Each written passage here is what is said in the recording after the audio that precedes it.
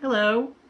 I'm going to start a series, ongoing for who knows how long here on my channel, of recipe days. I'm doing it because I've had a lot of email requests for it, especially from new friends I've made through this channel who are also taking on the low-carb lifestyle. And I think, Rich, you commented actually on a video about it. I thought about doing it because I'm enjoying the time I'm spending in the kitchen and the new food and recipes that I've been working with. But it's a bit of a challenge. I can't stage my kitchen for video making. We live in a single wide manufactured home. My husband and his TV is 5 feet away from where I cook.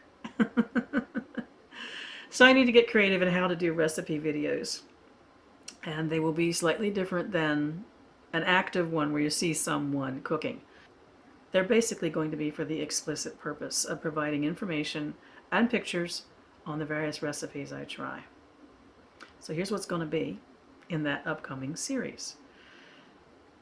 Days worth of recipes.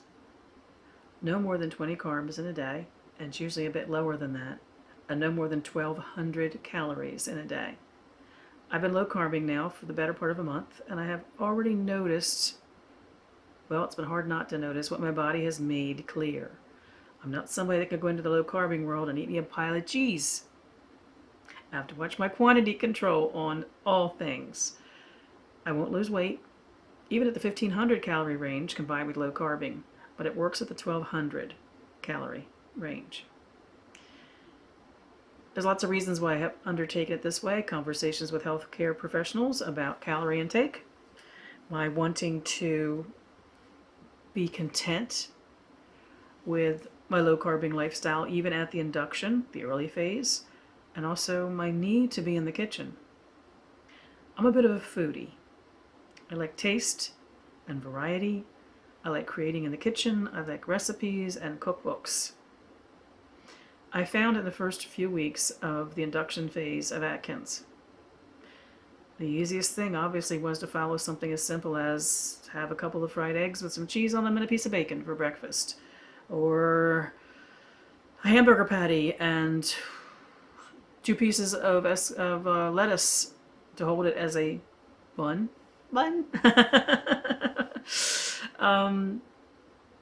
There are simple ways to follow the program, all of which I found boring as all get out. I need more variety and flavor and texture and taste. I also found that, to me, mealtime has to do with the preparation of the food as well as the eating of the food. To me, it's all one package. If I slap a burger between a couple pieces of lettuce, and that's dinner, maybe with some cheese or something, it's over and done with within 5 minutes. I'm still, in my mind, at mealtime. So for me, creating a meal is part of the mealtime, and then being able to savor whatever it is that I created. So my recipes are going to be, in general, full-on meals for dinner, salads for lunch, and simple breakfasts. I often will have meat for breakfast. I found out I can't eat eggs first thing in the morning. My stomach kind of turns with them. So when I put up a recipe video, it's going to be 3 recipes, or food lists, I should say, in some cases. I'm not going to give you a recipe for eating 4 ounces of chicken, am I? Breakfast, lunch, and dinner. I'm doing it that way because it's how I've been approached by those who, like me, you're either cooking for a family where you want to cook a meal that you can have up from it what you need to stay on your low carbing program, or you enjoy being in the kitchen. You need variety in food, you need inspiration in your food, you need to express yourself through either the creation or the eating of food. I don't find that any of that has to go away because we're low carbing, even in the early stages, if you're like I am, the induction phase of Atkins. It's very doable. If you're cooking for a family, they would have a larger portion size for what you're making. You may have a side dish that included, say, a starchy vegetable or root vegetable of some kind that's not on your low carbing program. I don't mean to say that this is the way to do it. For a lot of people, keeping it very simple, and that hamburger with some cheese slapped between a couple pieces of lettuce works just fine. Simple, easy to prepare in advance, easy to prepare many meals in advance. You gotta know what you need from food. If you're like me, and it's part of what you do as a creator, the way you express yourself, the way you have fun, well, then you'll like my videos. If you like your food more simple, just putting a couple of things in a bowl and eating them is enough for you without having to prepare very much, you might be inspired too by some of my recipes, which are simple. All of my recipes are found online. They will be cited without fail in every one of my videos. I will give you the carbs and the calories for each of the meals. I don't trust those numbers in any recipes I find online, and therefore I advise you, don't trust my math either. Do your own math. I have been doing it long enough now that I can get suspicious when I look at a menu that, maybe the math's not been done right. As always, when you're looking at recipes online, look at the servings. Don't make the mistake of thinking, well, something only serves 4 when it might even serve 8, even though there's not a lot of quantity to it. You gotta know all about servings. I couldn't do this without a few things that sit on my counter all the time. I have a scale I love. It's a food scale. And you put whatever plate you're going to use. So let's use an example. For morning I have 4 ounces of chicken, and I have it in a little bowl. I put the plate on my scale and turn my scale on. And it zeroes out the weight of that bowl. And then I can put my chicken in until I get to the 4 ounces. I love that kind of scale. It's a lot less messy than when you have to actually weigh everything, including its bowl, or put the things right on it. On my counter is also measuring spoons and measuring cups. Measuring is an absolute must if you get into recipe making. Being aware of the portion, sizes, how many each recipe has been planned to make, and making it as listed is critical.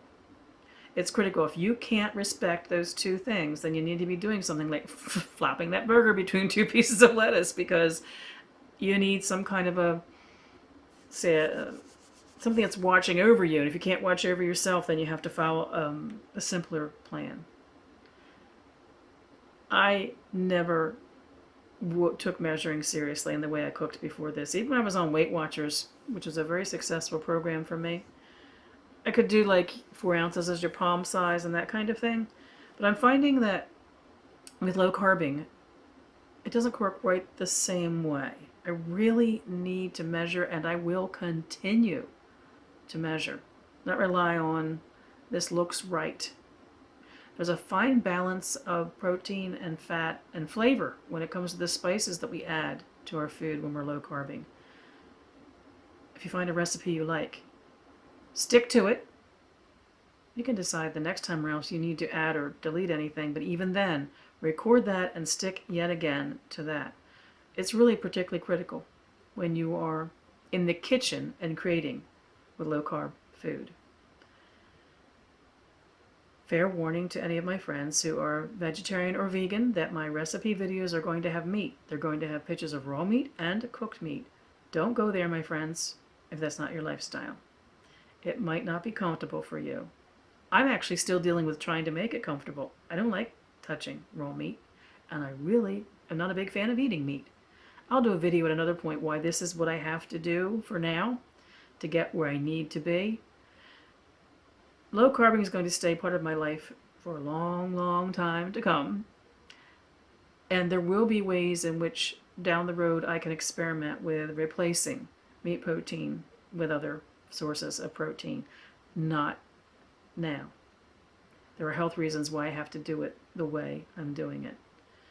So if I can say, even though I am the one who's eating what I'm showing you in my recipes, that I sometimes have problems dealing with that aspect of it, I love you, vegetarian and vegan friends. The recipes just aren't going to be for you. So I hope you all look forward to the packaging of my meals for a day videos going forward. You won't get them every day because I cook for 2 people only. So our meals last longer than that one serving which might be for some of you who are cooking for families.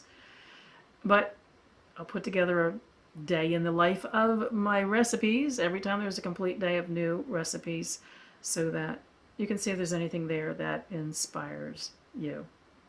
I actually hope that you will find some inspiration there. I dedicate this video to those of you who reached out to me who, you're like me. You live in your kitchen. You love to cook. You love to create and express yourself. And the only downside you're seeing to low carbing at this point is it seems to limit your potential to do that. I'm finding that's not so. It takes attention, it takes focus, and it takes a passion not to deviate from the program you're following. I'm following the induction program myself for Atkins. So it does require a certain focus. But oh, the fun you can have working within the parameters. The truth is, the parameters are given and they are clear, and you can take it from there and have fun.